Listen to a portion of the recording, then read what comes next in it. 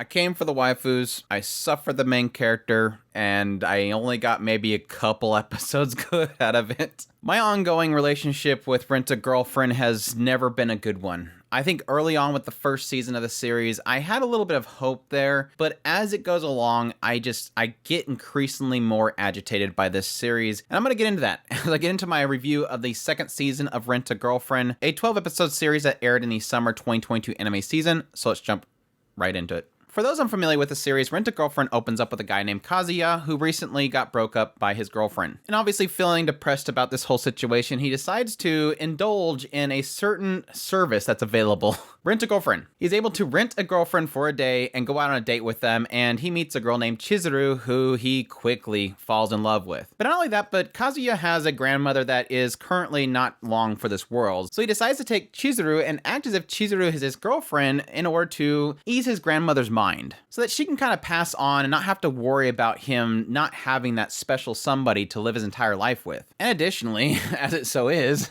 his grandmother knows Chizuru's grandmother, so it kind of makes this whole lie spiral out of control. It also happens to be that they both go to the same school, so they have to keep it a secret that they're seeing each other outside of school. And over time, we meet this ex-girlfriend of his that turns to be very jealous of him and Chizuru. You have a co-worker of Chizuru who is Sumi, who's trying to help boost her confidence, so Chizuru asks Kazuya to kind of take her out on a date. And then you have this girl named Ruka who is trying to discover love, and so immediately falls in love with Kazuya because he makes her feel doki doki. And as we get into the second season, a lot of the focus really kind of zeroes in on Chizuru. The reason that Chizuru is doing this Rent-A-Girlfriend service is for two reasons. The first is to fund her acting career. She wants to become an actress. And the second is obviously because she has to act like somebody's girlfriend, it helps her with her acting. And since Kazuya really likes Chizuru, he is going to rent her with all the money that he can, while at the same time trying to support her and give her that confidence that she needs in order to pursue her career. He doesn't want her to give up, despite the fact that she keeps running into these roadblocks. While at the same time, you have Sumi getting more and more in love with Kazuya, you have Mami being very jealous and trying to cause conflict,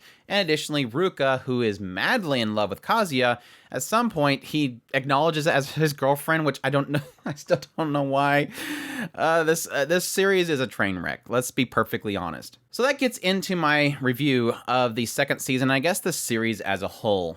I really hate this show.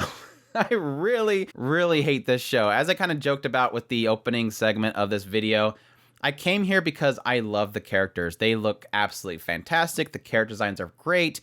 We actually have characters who are pretty much adults, not your typical harem that involves a bunch of middle schoolers. So it kind of paints the whole aspect of a harem a little bit differently. The seiyus are fantastic. They have a great cast of seiyus for these girls. I want them all to be happy. But there's one big problem that this series has had in the first season, and it continues to have in the second season. Well, two main problems. The first is that Kazuya is a big pile of garbage. From the very beginning of the show, it kind of painted out as Kazuya is this person who's broken. Somebody left them. They're heartbroken, and they have this gap in their heart that they're wanting to fill. And I felt for the guy. I felt bad for him, and I felt like, okay, despite the fact that I kind of, cringe a little bit watching him, because obviously he needs to relieve his stress, deep inside I was kind of looking for a redemption story in this character. I wanted him to boost his confidence. I wanted him to get better. And I kind of felt like, yes, despite the fact that he was tying himself in lies, the thrill there is that can he break those lies? Can he get himself out of this situation? And can he get to the point where he becomes a little more confident and able to pursue things properly? It never does. It seems like it's constantly spinning its wheels and he's constantly doing the same stupid mistakes. And I even attributed the first season to Chizuru. Chizuru was somebody that was willing to tell Kazuya to continue to be the way he is. Don't worry about changing. She was enabling him. And at the point of the end of the first season, I was like, you know what? Chizuru and Kazuya, be happy together. You're going to enable it, deal with it. But the sad thing that comes from that mindset and Kazuya's terrible nature and his willingness to tie everybody else in lies is the damage that it causes. As much as I love these characters, these girls, I'm heartbroken because the entire show is literally him being obsessed with Chizuru while ruining everybody else's lives.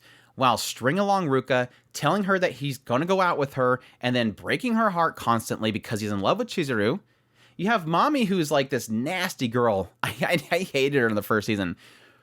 Now I like her because I realize how terrible Kazuya is. I want her to destroy his life. How a story can manage to make me like a really nasty woman because I hate the main character so much is, I guess, a tribute to the writing skills. And then you have Sumi, who's just kind of this extreme nature of timidness and innocence that's now being swept up in as well. Nothing about this experience is enjoyable. The only saving grace this show has at this point is Chizuru. It's obvious at this point this writer is obsessed with Chizuru. Everything is about Chizuru, which is fine. You can have a story about one female character being really great. Most harems have that one cover art character. But I think with how obsessed the story is with Chizuru, it turns out that nothing else matters in the story but Chizuru. Chizuru is the only character that feels developed. Chizuru is the only character that feels like it has meaning in the story. And all that Kazuya thinks about day and night, every episode is literally 90% Kazuya thinking about Chizuru. She's the only thing worth it in the show. And so yes, I do agree that with the second season, getting so much backstory in Chizuru was fantastic. I love learning more about her. I think she's a fantastic girl. My heart breaks for her. Hearing her backstory and all the tragedies that she's gone through, I feel for her. I think the way they portrayed her acting was fantastic. I want her to be successful. And it does technically lead me to that last episode being the only good episode of the entire second season. I loved learning more about Chizuru, and I really do root for her. I want her to be successful. I am like Kazuya. I want her to be successful. I'm not like, I didn't say that. I didn't say that. I'm nothing like Kazuya.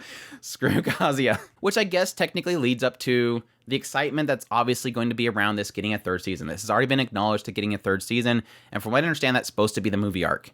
The big movie arc that I'm assuming is going to be about getting Chizuru what she needs, getting Chizuru to that point where she could possibly get a role, and if that role could possibly change her life. Other than that, there's nothing here. There's nothing here besides Chizuru and the episode and a half that it has.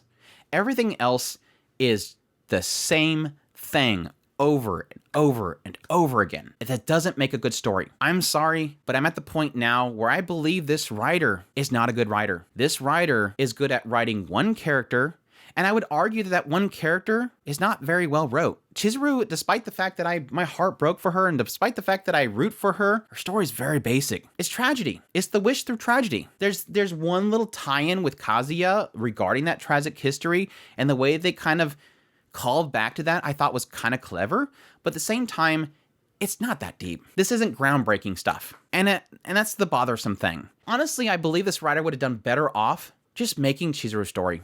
Just write a story about a girl trying to make it into acting. This would have been a much better show.